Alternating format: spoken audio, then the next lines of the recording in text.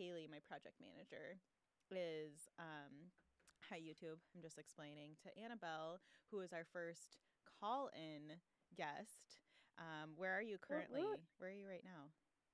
I am in Fort Lauderdale, Florida, Yay! hiding from the cold. What's your temperature? I want to say it's like 70 today. Are you kidding? Which I want to is say it's like 36 today, which is hallelujah, a miracle. Like literally, it has not been this warm for a very long time. Oh my gosh. And it Yeah. wasn't cold when It's you were here, right? No, I was there over the summer, so it was beautiful when Oh, yeah. I feel like you when were I here was in there. fall, but that was like forever ago, summer. What I is know. that? Is that when there's sun Yeah, and you wear shorts that's or what they something? say anyway. Yeah. So just really, I just want to let you know too that Haley, my project manager, is in studio and listening, and then she'll be dipping out kind of halfway through. But that's just the way it goes, so she can be on time Perfect. to class. So if Ian's ready, I will just go ahead and start. I'll do an intro before. So Perfect. yes, will you? Well, okay, cool. We're gonna go, Annabelle, right to noon. Okay. So you ditched your house, right? You had a house, you had a I place, a did. dwelling, to be a traveler in an Yes. RV. What made you decide Yes. to do this? Kind of like, how did you start? I'm super into tiny houses, and I feel like an RV is pretty much a tiny house. So, Oh, it is. yeah, tell me all about that. It's fantastic. So my now husband and Yes. I, when we started dating, we both loved we still love travel. We bonded over it immediately, and we're constantly traveling together throughout our relationship. And um we both kind of had this idea of like at some point we'd love to just travel around and explore. And I think I had it in my head that like, well, someday when I retire, I'll buy an RV and I'll drive around. And Yeah, why wait the for more that? the more we started talking about it, the more we were like, look, neither of us have kids. Uh, Both of us have remote jobs. Right. Like, why not just do it now? And so it took us about a year to go from seriously considering it to hitting the road. So we spent, about 6 months looking for the right RV for us, because there's endless variations, of RVs and what size we wanted and all that kind of stuff. We found an RV. It's a 36-foot Class Ooh, A motorhome, which it's that's a like big driving boy. a school bus, Yeah. basically. Yeah. Isn't that? I think Uh, school buses are 34 or 36. Same. they're around the same. I think we have a friend who renovated a school bus, Yeah. and his is like just 2 feet longer than ours. But Oh, that's um, so cool. and so we're renting out our house right now, and we spent about 6 months renovating the inside of our RV, painting and reupholstering everything, because RVs were not designed for anyone under the age of like 75. Like the design aesthetic is The just a little decor, more yeah. a contemporary 1970s, right? Yeah.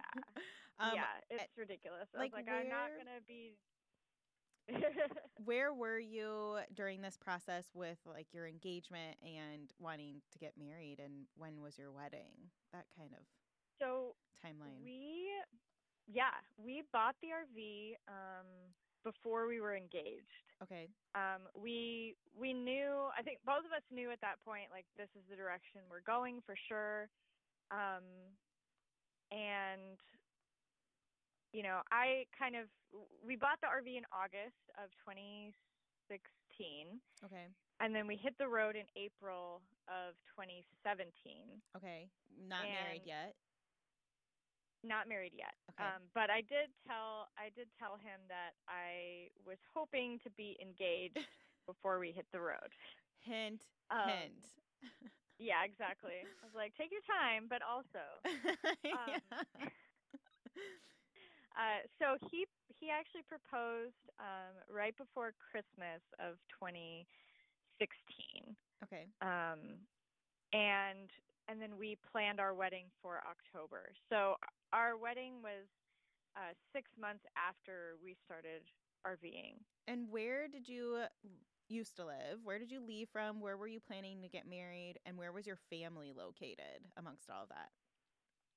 Right. So we are based out of Denver, Colorado, and his family is mostly in Southern California. My family is mostly in the Midwest, um, and Texas. And so Okay. our family is kind of all over the place. Our friends are kind of all over the place. And so we knew right from the beginning that we wanted to have a destination wedding.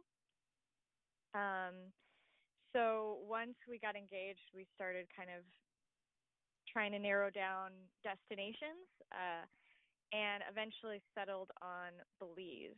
So Oh, we got shucks. married on the island of Key Cocker in Belize, and it was amazing. And so, because you wanted a destination wedding, did that mean that your guest count, the amount of guests that you were going to want to invite, was smaller? Yes. Well, yes and no. My husband is like the most extroverted extrovert.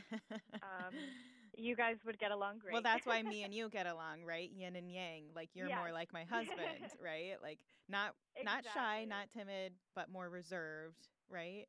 Yep. Yep. So I was like, oh, great. This is an excuse to have a tiny wedding. And he's like, too bad all of our friends love to travel. And you picked a great place that But, like everyone would want it. Like it's kind of like a once in a oh, lifetime yeah. for some people. Oh yeah, and like I definitely take after my dad.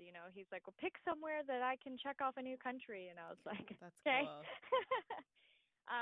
So yeah, so we've invited, I think, around 120 people, Okay. which definitely was a smaller list than if we had been in the U.S. I think, Right. and then we had 45 people actually come to the wedding. And when was your So wedding? Did you pick a date based on the weather in Belize, or were you more like what weather would people want to get away from in the States? I we picked it purely for selfish reasons. Good. I love the fall. It's my favorite season. And I know that that doesn't matter in the Caribbean, but I was like, we're going to be celebrating our anniversary Right. every year from now on, and I love the fall. And so I want to have our anniversary in the fall. And both of our birthdays are in the spring. And so I was like, well, this way we have like, the birthday celebration in the Right. spring and then the wedding celebration in the fall. It's like a nice, you know, I like to spread out my holidays Yes. so that I can enjoy as much celebration as possible. So I think we were totally on the same wavelength. My birthday's in June. My husband's birthday is in November, and we got married in August. And we got married on August 3rd because my favorite number is six, and three is half of six. Anyways, so you so you got married, and did you have like a special type of ceremony and then a casual reception? What did your destination wedding look like?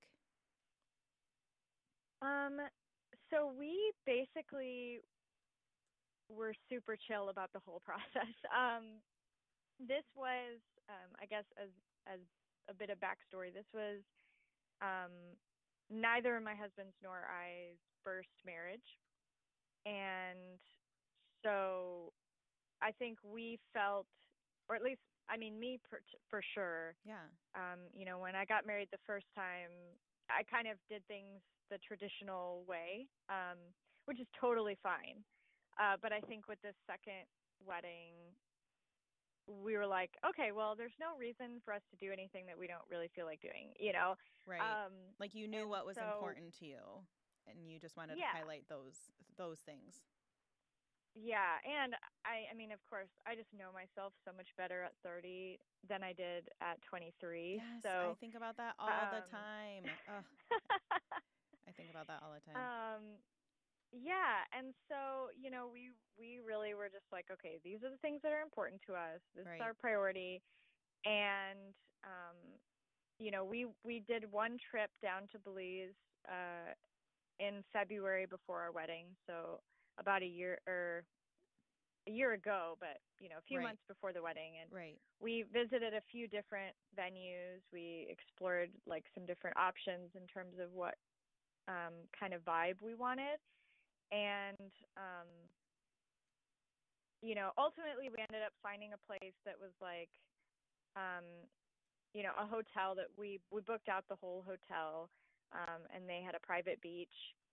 Mm. And so we just had a ceremony. We had Officiate. a friend officiate.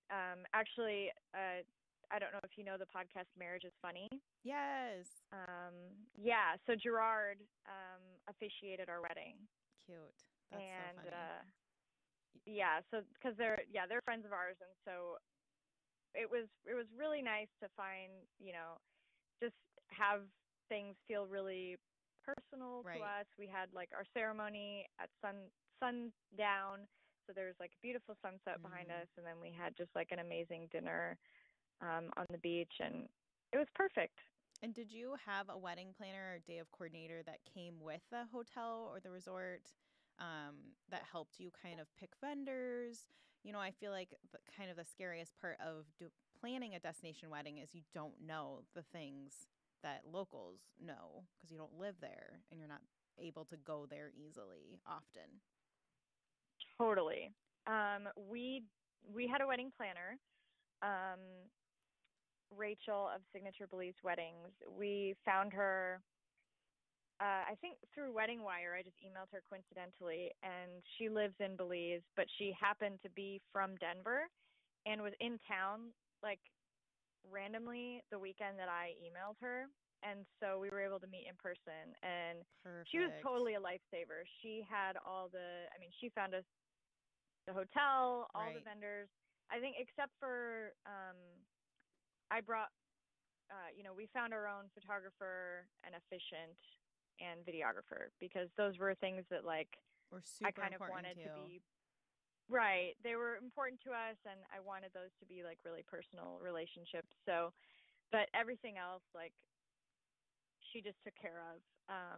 And yeah, she was a total lifesaver, including like smuggling us onto the island at the last minute, because we did the downside of October is in the Caribbean is that it's the tail end of hurricane season. Right. This was kind of a beast of a hurricane season. And so there was a storm like the weekend of our wedding, that delayed our flight. And there's just like a comedy of errors that happens, I think, with every wedding. Yes. Um, And then is amplified and when you are getting married in a different nation. yeah, and I kind of knew that like things are going to go wrong. Things are not going to go how you expect. But we were flying on a plane with like 14 other guests of ours, and the flight ended up getting delayed. The airport on the island was closed, and like a week before the wedding, so we had to get everybody on a boat, because they have these water taxis that go to the island.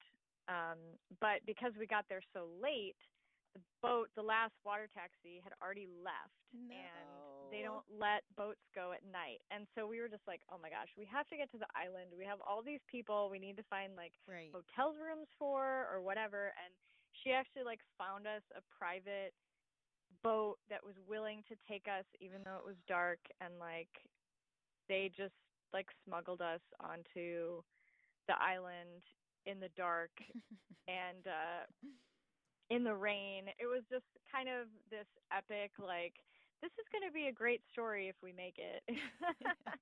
So that was the hardest part of planning your wedding, kind of not seeing Oh, the unforeseen. What was the easiest part of planning your wedding? um, easiest part? I think the easiest part was,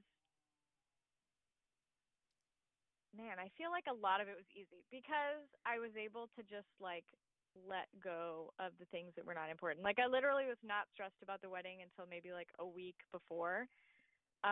Because that's kind of like when all the things, there's like all the last minute things that Yes. culminate like the week before the wedding.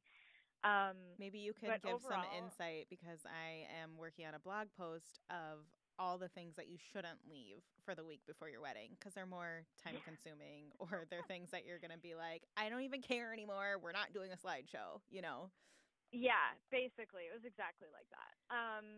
And I think too, like there's this like societal like expectation, right, that like wedding planning is the woman's job and Yes, like, we're still a little you archaic. know, Mhm. yeah. And I mean, we even found that when we were like talking with we were in the beginning stages talking with vendors and stuff, like a lot of times they would only talk to me and I'm like, "Hey, like my fiance is right here and like wants to be involved." Yeah. um Like good advice for wedding but vendors, make sure you're involving both people. And yes, obviously that gets a lot easier to do when you're dealing with two grooms because then you can't assume one is going to be more involved than the other, but you should also right. do that for heterosexual couples. Not assume that Yes. one is going to be more involved or more at the steering wheel than the other. Yeah, and he kept saying, "This is our wedding. It's my wedding too." And I'm That's like, really "You're sweet. totally right." But I think I kind of absorbed all of these like small tasks because I assumed that like he wouldn't care, Yeah. which was totally off base. So then right before our wedding, I totally like freaked out and he's Mhm. like, what is there even left to do?" And I was Yes. like, "Okay, You don't I've even clearly done." know. Right. I was like, I've clearly done this wrong. If like, Yeah. we had that. I think we actually had that conversation like on our podcast because he and I have a podcast Yeah. together called Swept Together, and so we did a show. We recorded a show like a few days before our wedding, and we had that conversation where he's like, "Yeah, I feel great," and I was like, "Oh my god!" Like, but after that, we had that conversation, and I was like, I was able to like hand off some things to him, which Right. of course, duh, like that's the point, but you don't you don't even realize like subconsciously that that's what you're doing Mhm. until that moment when I Yes. was like, "Oh, that's right. You should be helping and you do actually care about these things because it's your wedding too." So, Yes. Issues of yeah. a novice delegator, right? Like Yes. I don't have to do Yeah. all the things. We can do all the things together. Right, right. And I mean, having the wedding planner was definitely like great for us too cuz she was, we just filled out her questionnaires and then we were like, "All right, cool." And then we showed up and it was beautiful. So, I mean, there were some steps in between, but Right. it really was like it was yeah. I did not have a wedding planner for my first wedding and I was like, "Man, this is definitely the better way to do it." I totally agree. So you had photographer and videographer. Were they from the States or did you find them locally? And tell us a little bit more about how important video was for you. Yeah, so both of them are from the States. The photographer, Carrie King, she and I actually worked together in Colorado on a project, and she shoots film Mm. photography. So I knew that film was a look that I really wanted, and so that was why I asked her to photograph the wedding, and then um, our videographer was actually really special. She um, was my best friend in elementary school, and so she and I grew up together. We've known each other for like over 20 years now, and she and I like actually started making videos together back in high school. So we kind of like started, and now she does photo and video professionally in New York. And so it was kind of this really, it was really special to have her there capturing things for us. Um, because we have that kind of long-standing relationship, and we both got started in video together. As a video person, I think like I was just, when it came to my own wedding, I was like, oh my gosh, I'm never gonna find somebody who is right for this. I feel like I've heard this from photographers Right. too, that they're like, they have their style, and so then they're like, how do I find someone who's me Right. to Because take you can't photos? shoot your own wedding. Right, exactly. And so, but I am editing my own wedding video, so that's, No. I think that's yeah, okay. Because you're already married. yeah, So, like, there's assumedly less things that you should be paying more attention to. So, it's kind of yeah, like a lot of photographers or wedding planners will create their own album of photos. I think that's okay. mhm, I think that's okay. yeah, So, like, what, yeah, let's dive a little bit more into video. So, mhm. you do videography in what capacity? So I am a video editor. I have done production in the past. I worked in like television production for uh, gosh, like 8.5 years. But editing is really my, like, it's my jam. It's the storytelling part. It's kind of like, I liken it to when you're like doing a puzzle Mm-hmm. and somebody gives you the box with all the pieces, and then you just dump it out on the table, and then you have to make something pretty from it. That's kind of what editing is. See, I like um, puzzles, but I don't like editing. So I wish that I could believe you more on that one. I mean, it I just seems mean, I so guess, complex. yeah, it can be pretty complex, but I think part of what I do as a video editor, because I do really believe that there's this kind of like intimidation factor around video, because it feels so complicated Right. that it it scares a lot of people off, and it can be expensive because there's a lot of pieces that go into it, and so I think people can kind of be scared off from it. Um but like one of the big uh like core values, I guess, of my brand is that video does not have to be complicated and scary. So Right. with all of my um, video editing projects, I also provide training and coaching for how to take your video. So whether you're using your iPhone or your DSLR or anything in between, like I walk you through exactly what what you need, what you don't need, um, what kinds of video you need to capture, and all that kind of stuff. So I'm kind of like the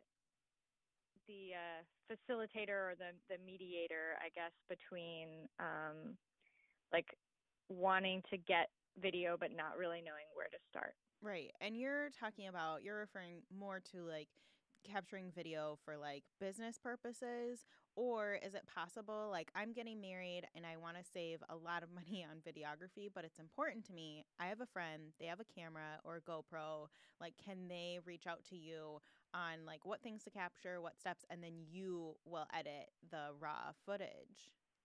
Is that a possibility? Uh, it certainly is a possibility. I don't have a package for that right now, but Custom I do. package. Yeah, right. Hint, hint. But I do that service for honeymoons, Okay. where I help people capture their honeymoons. Because I think, as Cool. someone who is a traveler and loves to travel, I think there's something so like transformative and powerful about travel. And then on top of that, compounded, your honeymoon is like, your wedding is just a day. It's an awesome day, but it's like just one day. Whereas like Right. your marriage is something that goes for your whole life, ideally. Um, And the honeymoon to me really like symbolizes the like, you know, the start of that marriage where it's like just the two of you and you're Right. on this adventure together, and it's just like kind of this beautiful picture. And I think, to me, being being a like super low key bride and also being a person who's obsessed with traveling, I was like more excited to think about where we were traveling to almost than like the details of the day. So Right. And I think too, like, it's kind of like that show Married at First Sight. I don't know if you ever watched that. I'm totally a sociologist, so that's my jam. I've But heard of they, it. I've heard of it. yeah, so they get married. The first time they see each other is when they are walking down the aisle to the altar, and Oof. then they go on this honeymoon and really are like capturing kind of like their first interactions with each other. But I Yeah. feel like I mean, different, right? Because most people are getting married to people that they know and love and are best friends with. But your honeymoon is kind of this extension of like this exploring this new relationship that you have just embarked on, right? You're married now, Mhm. which has huge cultural and societal implications for responsibility and for kind of like what your new norms are, how you treat each other, what you call each other changes. So being Mhm. able to kind of capture this big hurrah during your honeymoon, I think is adorable. And I love that idea. You are kind of just on this long honeymoon right now, right? Yeah. Like a never Yeah, ending I honeymoon. know.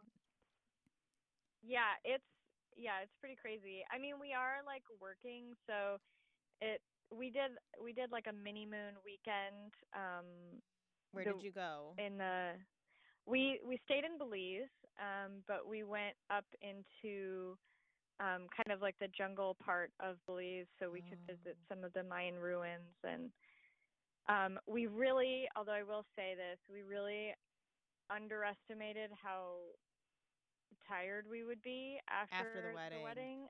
Was some of that jet we were lag we and like the fact that there was a Yeah. storm and you almost didn't make it to your wedding?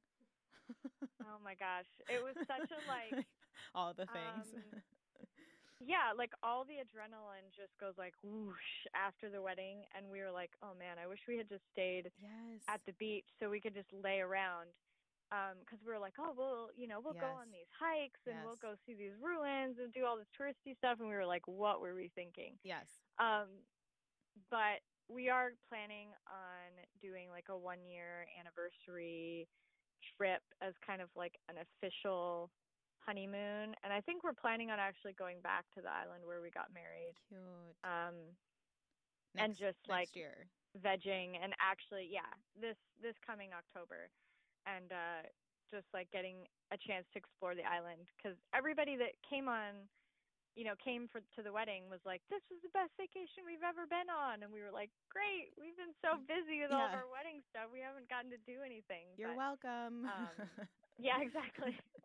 Thanks for Which rubbing it it's in. worth it, because that was one of our goals. That was one of our goals. We were like, we just want to be married, and we want Yeah. everyone to have an amazing time. And so, check, check. Yeah, I think that's so great. And obviously, I'm a big proponent of having a wedding that fits who you guys are as people, as a couple, but also really wanting Mhm. to take care of your guests as well. So let's just talk more about this honeymoon film because I'm Yeah. slightly obsessed with it. And if I were more of a screen time person outside of this podcast, I would totally do video of all of my vacations. But I guess maybe my apprehensions would be gear. And then how do you Mhm. still like, how do you plan it? How do you be in the moment or remember to take film? Or what are those kind of tips and advice that you have for couples? Totally. So those are questions I get a lot. I think gear is like maybe the number two question I get. Like, what gear do I need? What gear do I need? And honestly, like I live in an RV, so I'm really minimalist when it Yeah. comes to gear. I think a lot of times we like this is like random life advice too. Like we psych ourselves out because we think we need something else in order Yes. to do the thing. Like I need one more class, or I need one more piece of equipment, or I need, Yes. and so we like put things off, right? Right. And I think so. I think for me, like when my husband and I travel, and I shoot travel videos for myself literally on my iPhone. I hardly ever bring my big camera when we travel. Sometimes I do, but I'm like, it's your iPhone takes great video, and so for the purpose of remembering your trip, like Don't worry that about the tool is stuff. just fine. Yeah, Yeah, just and do it the actually. yeah, and I think the things that I always recommend for people is either like a um well, I mean, I guess the colloquial term is selfie stick, but since you're a professional videographer, you can call it a monopod. Um, and I think that having some kind of stabilization is really like the most important thing. There's stuff that like, okay, obviously if you're going to be on a snorkel trip, you want some sort of waterproof case, or if Right. you're going to be like biking through Europe, maybe you want a bike mount. But like overall, I think the least complicated you can make your kit, the better, because the more likely you are to use it. Right. Like if you are wanting to try something new and film your honeymoon, probably you shouldn't also try other new things like working a camcorder or a Nikon that you don't know anything about. Like that would be Right, me. I'd right. be like, yeah, I have to get married and take photography classes for videography. Like Yeah, like exactly. like two things. Exactly. Like keep it simple, keep it simple. And like you could put things on your registry too, like I know I used Zola for my registry, Yes, and they I had love like a bunch of Zola. like GoPro like mounts and stuff like that. So, Yeah. I mean, if you want to, if that's your thing and you're excited about it, then go for it. But if it's not, then don't let that stop you. Yeah, just your And then iPhone.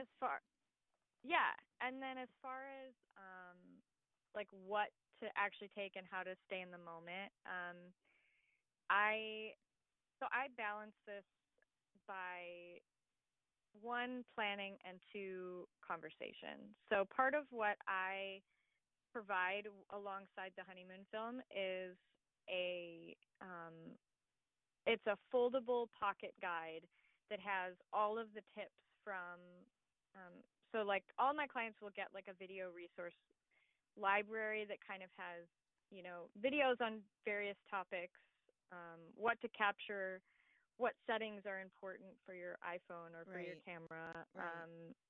what is important to capture.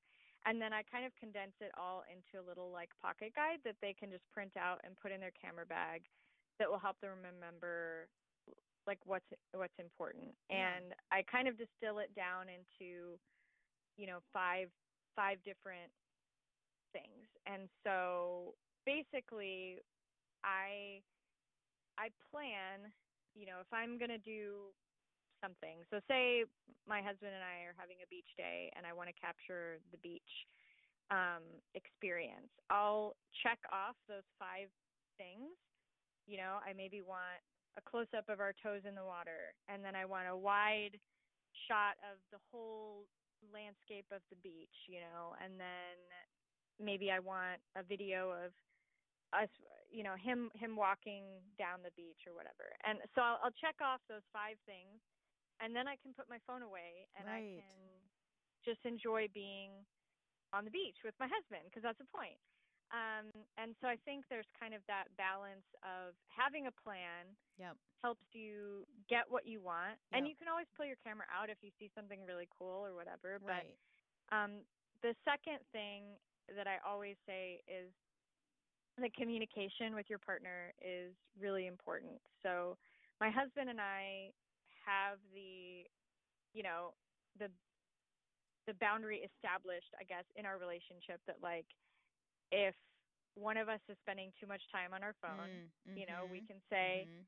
hey, babe, like I really want you to be here with me right now, Yep. you Shut know? it down. And we won't get right, we won't get offended at each other. We'll just be Yeah. like, you're right. Okay, like Good I'm point. putting my phone away.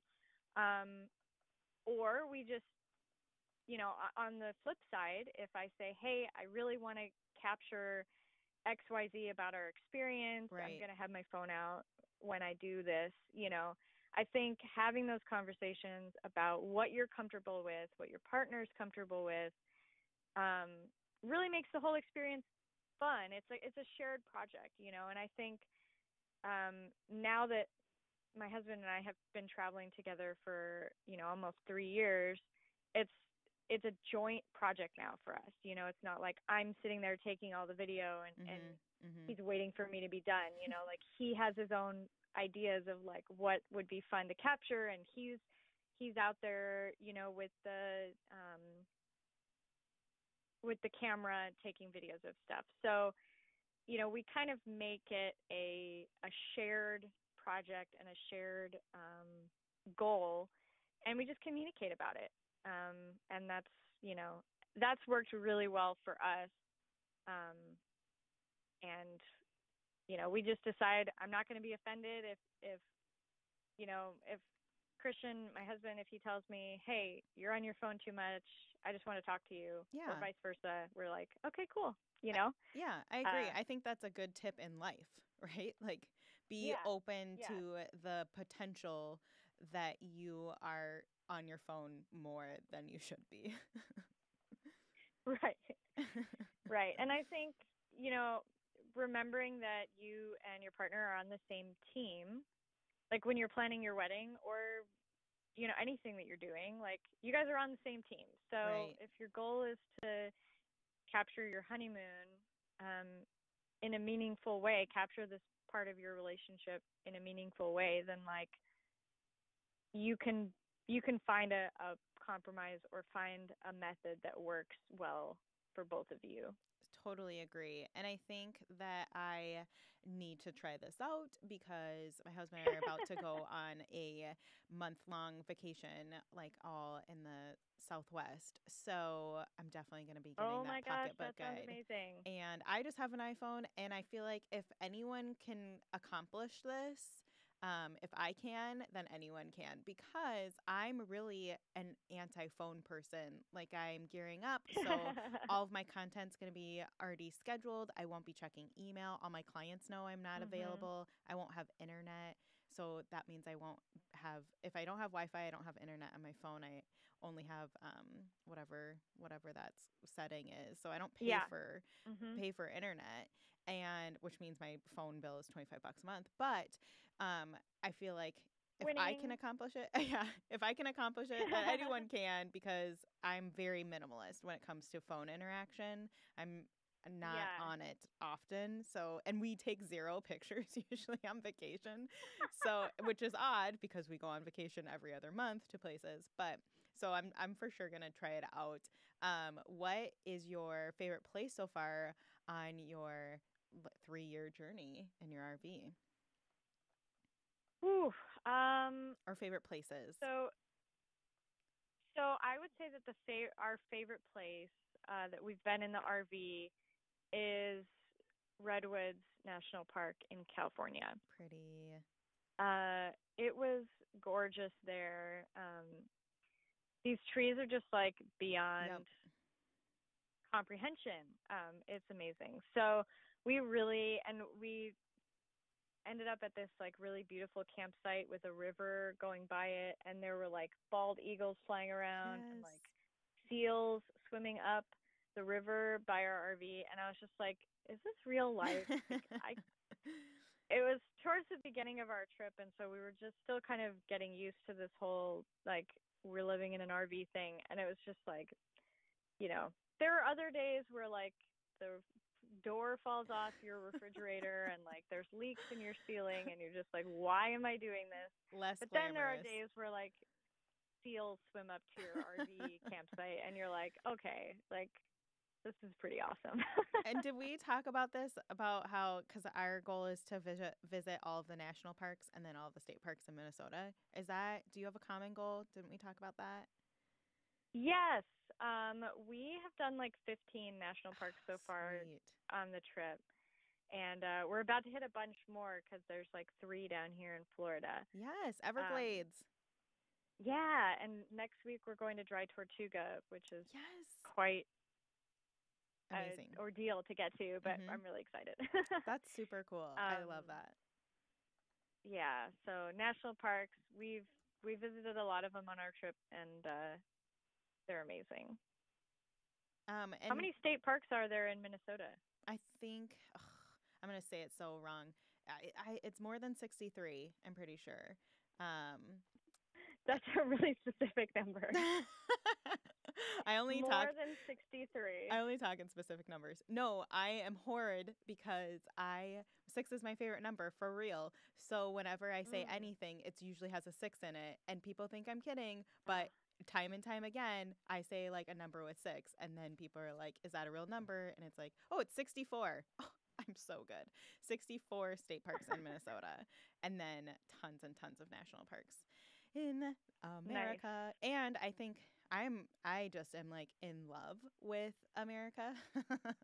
And Yeah. I'm a true patriot. No, I just think that if you are thinking about your life and about your honeymoon and about vacations, I think that people overlook how easy and accessible a lot of destination locations in America are for traveling too. Totally. And it's a good stepping stone if you haven't traveled a lot with your Mhm. significant other, maybe do something that doesn't include passports.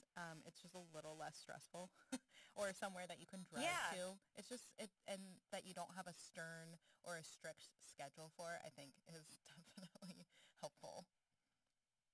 Totally. And these national parks, like, They're gorgeous. don't have, they're gorgeous. They don't have cell phone reception. So if Yes. getting away from the internet is one of your requirements for, like, a good vacation, Yes. national parks are that way. Yes, and camping is good for your soul. Like you were talking about after your wedding, you kind of had this, I don't want to say it in a negative way, but you kind of had this letdown. Like there's all this anticipation and Yeah. build up and excitement, and then your wedding's over and you feel a little bit empty, right? And Mhm. it's kind of similar when you immerse yourself in nature, right? You like get back to your roots. It's good for your body, it's good for your soul. And so then when you come back to like regular life, it's like, oh, shoot, which I'm sure you experience a little less of because you're constantly going to new places. And that's why my husband and I vacation so often, because it's a high. We want to keep connecting with the earth and being hippies. Totally. Yeah. Totally. Um, Yeah. Yeah. what about one piece of advice that you have for brides and grooms? And maybe it can be two if Christian wants to pipe in. I would say that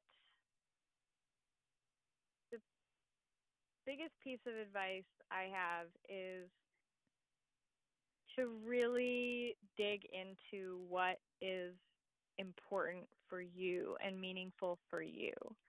Um, and I mean, by all means, include your family. Like, we would um, reach out and be like, hey, we're not really into XYZ tradition. Is this important to you?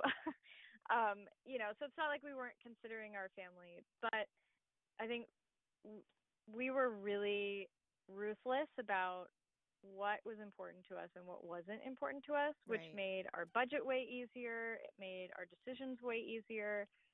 Um, and it made the whole process feel much more like us.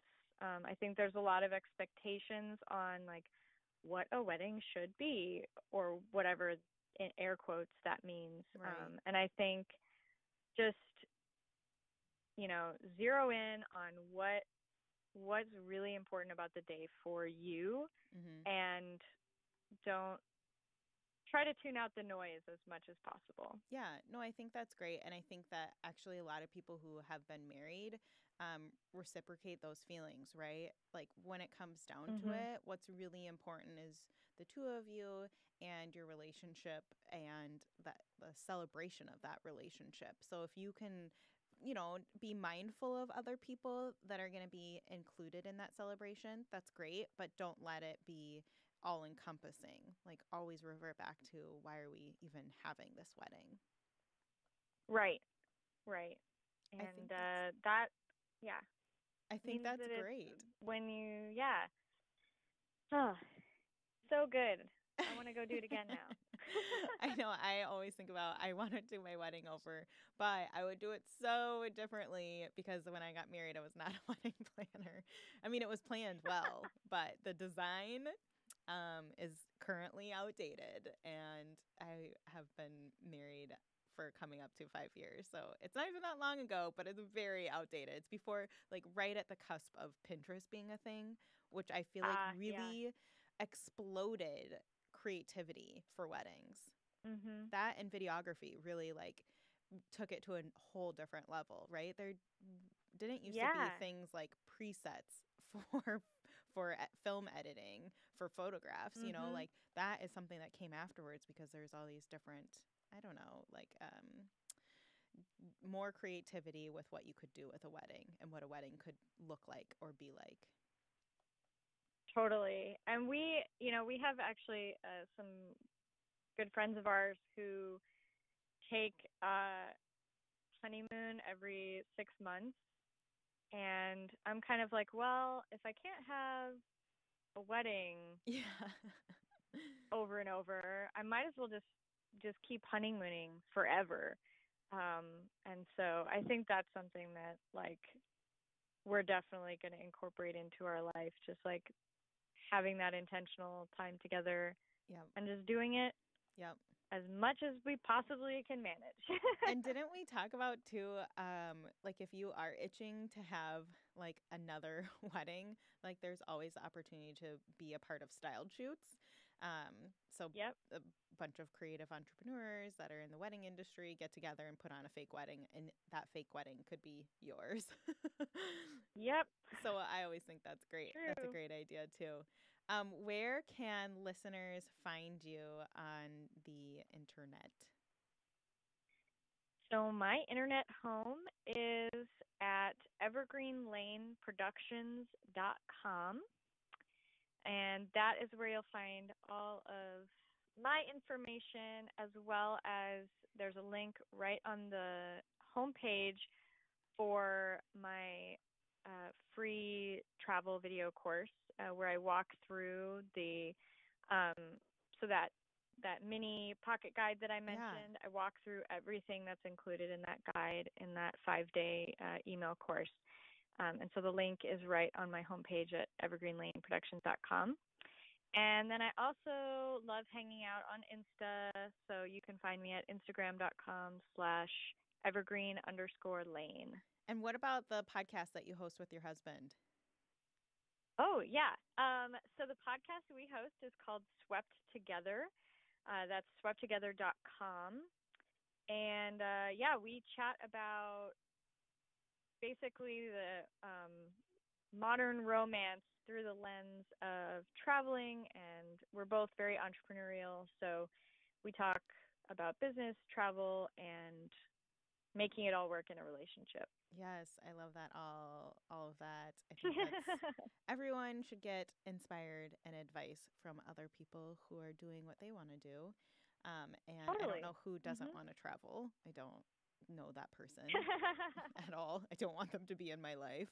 No offense. Right? And usually I end my podcast with a high five, but since you are approximately 1,800 miles away, I will just thank you for being on the podcast and wish you a wonderful day. Y5. Y5. Yeah. Thanks, Annabelle.